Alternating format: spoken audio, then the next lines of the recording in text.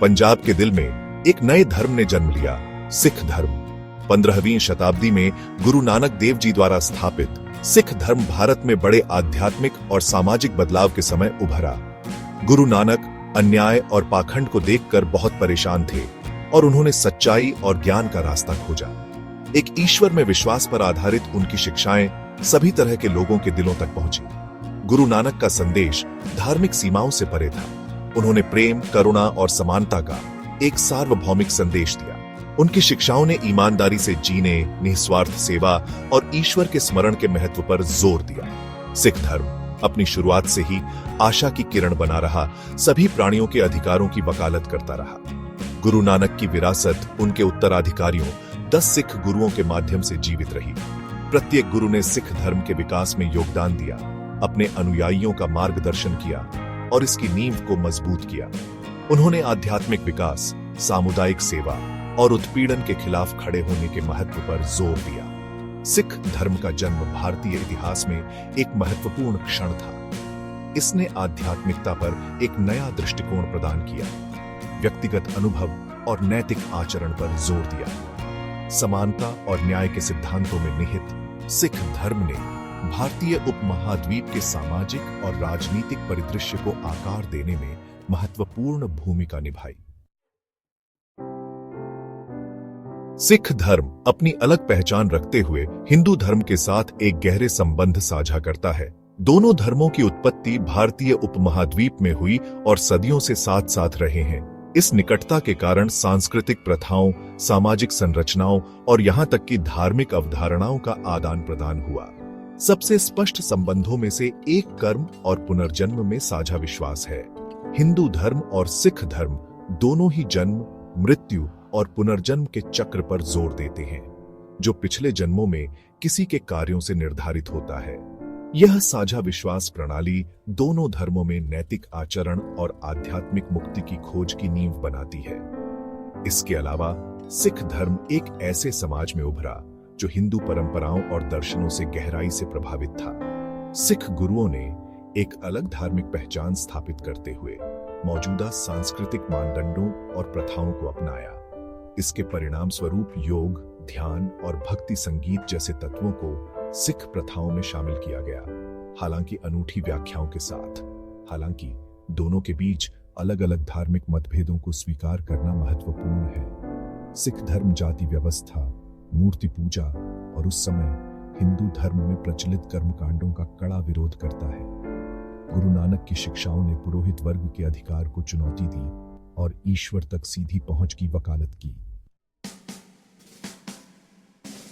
3 शताब्दियों से अधिक समय तक चलने वाले मुगल काल में भारत में धार्मिक और राजनीतिक ताकतों का एक जटिल परस्पर क्रिया देखी गई। जबकि अकबर जैसे कुछ मुगल सम्राटों ने धार्मिक सहिष्णुता को अपनाया, दूसरों ने ऐसी नीतियां लागू की जिन्होंने हिंदू धर्म के अस्तित्व को ही चुनौती दी। इस काल में धार्मिक उत्पीड़न का उदय हुआ, जिससे हिंदुओं को एक ऐसे दमनकारी शासन का सामना करना पड़ा जिससे उनके धर्म और जीवन जीने के तरीके को खतरा था। सम्राट औरंगजेब का शासनकाल मुगल इतिहास में एक महत्वपूर्ण मोड़ था। इस्लामी कट्टरता में दृढ़ विश्वास से प्रेरित होकर औरंगजेब ने भारतीय उपमहाद्वीप के इस्लामीकरण के उद्देश्य से नीतियां लागू की। हिंदू मंदिरों को नष्ट कर दिया गया, गैर मुसलमानों पर एक कर जजिया लगाया गया और जबरन धर्मांतरण बड़े पैमाने पर होने लगा। इस व्यवस्थित उत्पीड़न ने हिंदू आबादी के बीच असंतोष और भय के बीज बोए। डर और उत्पीड़न के इस माहौल में एक सुरक्षा बल की आवश्यकता तेजी से स्पष्ट हो गई। अस्तित्व के खतरों का सामना कर रहे हिंदू समुदाय को ऐसे नेताओं की तलाश थी जो मुगल अत्याचार के खिलाफ खड़े हो सकें और उनके धर्म का स्वतंत्र रूप से पालन करने के अधिकार की रक्षा कर सकें। उथल पुथल के इस दौर ने सिख धर्म के एक दुर्जय शक्ति के रूप में उदय का आधार तैयार किया, न केवल आध्यात्मिक रूप से बल्कि सैन्य रूप से भी। हिंदुओं की दुर्दशा को देखकर सिख गुरु मौन दर्शक बने रहने से इनकार कर दिया। न्याय और करुणा की अपनी शिक्षाओं से प्रेरित होकर उन्होंने मुगल शासकों द्वारा किए गए अत्याचारों के खिलाफ आवाज उठाई। ये एक लंबे और कठिन संघर्ष की शुरुआत थी, जहां सिख उत्पीड़ितों के रक्षक के रूप में उभरेंगे, धार्मिक उत्पीड़न के खिलाफ एक मजबूत दीवार के रूप में खड़े होंगे। भाग 4 गुरु नानक का दृष्टिकोण, न्याय और समानता के लिए खड़े होना। सिख धर्म के संस्थापक गुरु नानक देव जी ने एक ऐसे धर्म की दार्शनिक नींव रखी जो अन्याय और उत्पीड़न के खिलाफ मजबूती से खड़ा था।